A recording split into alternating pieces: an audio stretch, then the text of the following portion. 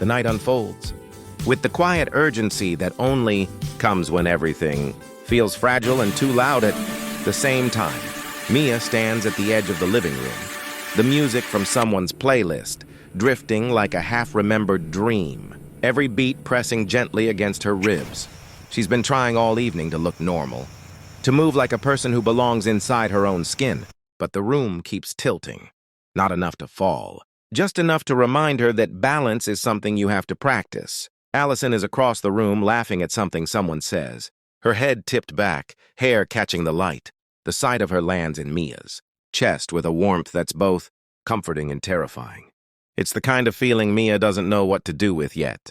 The kind she wants to hold carefully, like it might shatter if she grips it too tightly. They find each other the way they always do lately without deciding to. Alison drifts closer, their shoulders almost brushing, and the space between them feels charged, like the air before rain. They talk about nothing first. School gossip?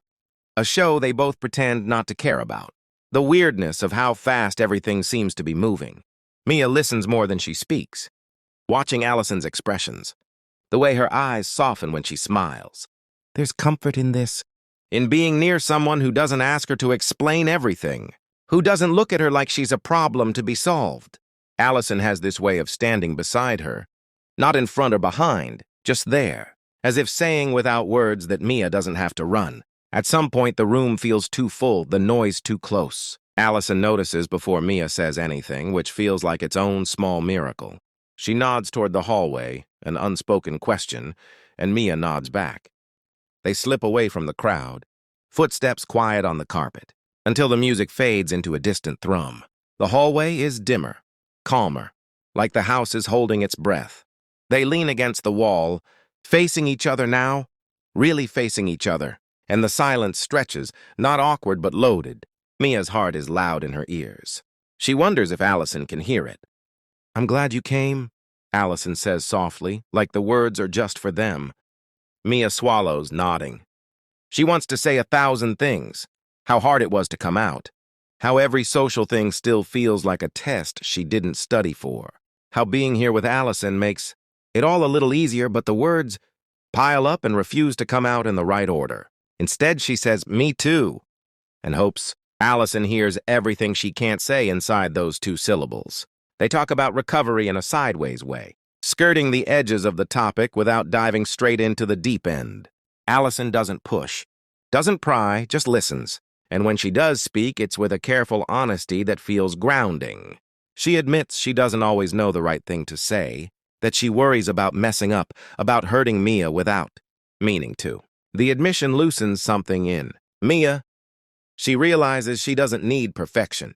She just needs real.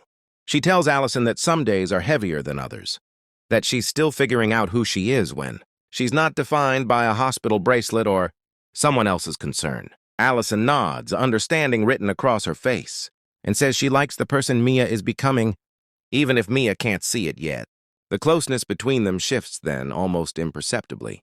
Alison steps a little nearer, close enough that Mia can feel the warmth of her, can smell her shampoo, clean and familiar. Mia's breath catches, a reflex she can't quite control. She thinks about boundaries, about all the rules she's learned to keep herself safe, but none of them feel like warnings right now. This feels like standing at the edge of something gentle, something she might want to step into. Alison lifts her hand slowly, giving Mia time to pull away if she wants. When her fingers brush Mia's, it's light, tentative, asking permission rather than taking it. Mia doesn't pull away. She lets her fingers curl around Alison's, grounding herself in the simple fact of touch. It's astonishing how something so small can feel so big. Alison smiles, a little nervous, a little hopeful, and Mia feels a smile bloom in response before she can stop it. The world narrows to this quiet hallway, to the soft hum of distant music and the steady presence of the person in front of her. For once, Mia isn't thinking 10 steps ahead. She's just here. "I really like you," Alison says, voice barely above a whisper.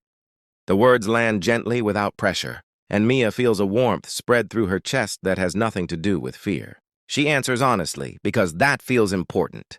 "I like you too." Saying it out loud feels like a small act of bravery, a claim staked in the present moment. Alison's thumb traces a careful arc over the back of Mia's hand.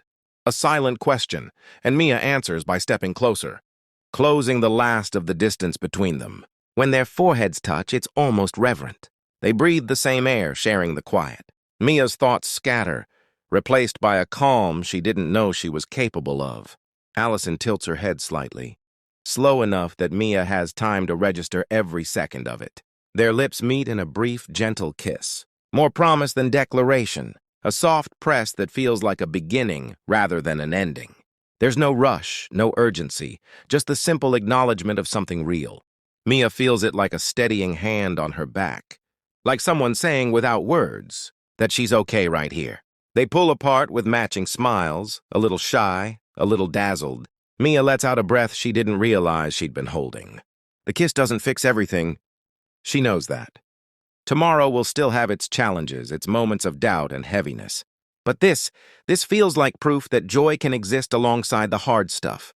That connection doesn't have to be overwhelming to be meaningful. Alison leans her head against Mia's shoulder, and Mia lets herself enjoy the weight of it. The simple comfort of being close. They stay there for a while, talking quietly, laughing softly when someone passes by and gives them a curious look. Eventually, they rejoin the party, hands brushing as they walk, an unspoken understanding between them. The music feels less intrusive now, the room less threatening. Mia catches Alison's eye from across the space later, and they share a look that's warm and conspiratorial, like they're holding a secret just for themselves. As the night winds down, Mia steps outside for some air. The coolness of it clears her head, and she realizes she feels lighter than she did when she arrived. Alison joins her, standing close but not crowding, and they watch the sky together, talking about small plans for the next day. The next week, nothing too far ahead. Mia likes that, keeping things manageable, taking them as they come.